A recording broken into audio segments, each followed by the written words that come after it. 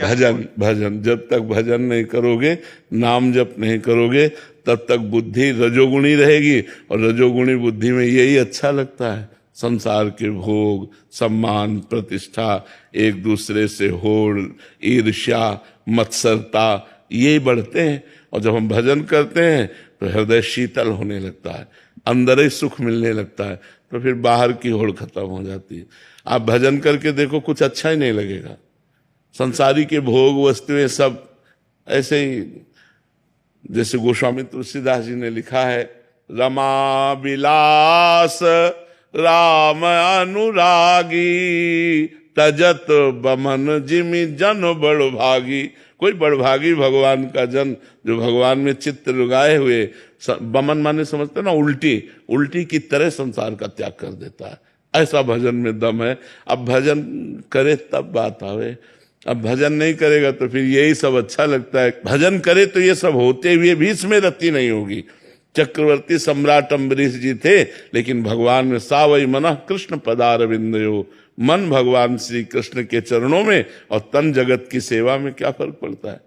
बड़ा बढ़िया जीवन हो जाए, पर भजन ना होने पर फिर ये बहुत बड़े अपराध भी होने लगते हैं। ईर्ष्या बढ़ जाए तो फिर मन उसको नष्ट करना चाहता है, जिसके प्रति ईर्ष्या बढ़ गई तो वो नष्ट हो चाहे ना हो, वो खुद नष्ट हो जाता है।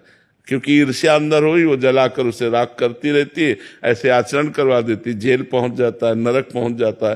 तो बिना भगवान के भजन के बुद्धि शुद्ध नहीं हो सकती, और जब बुद्धि शुद्ध हो जाती है तो अशुद्ध संसार के भोगों की तरफ वो नहीं जाती, वो सच्चिदानंद परमात्मा की तरफ जाती है। जब तक भजन नहीं तब तक जीवन व्यर्थ है। मरोगे तो कुछ साथ जाना नहीं है, अगर भजन नहीं तो जीवन व्यर्थ है, पक्का सब। वीना जी मथुरा से, राधे राधे महाराज जी। महाराज जी आपका भी सेम प्रश्न है कि मन की बेचैनी कैसे कम हो महाराज? हाँ, भजन जब लग भगवान का एकाग्रता पूर्वक चिंतन नहीं होगा तब तक मन शांत नहीं हो सकता।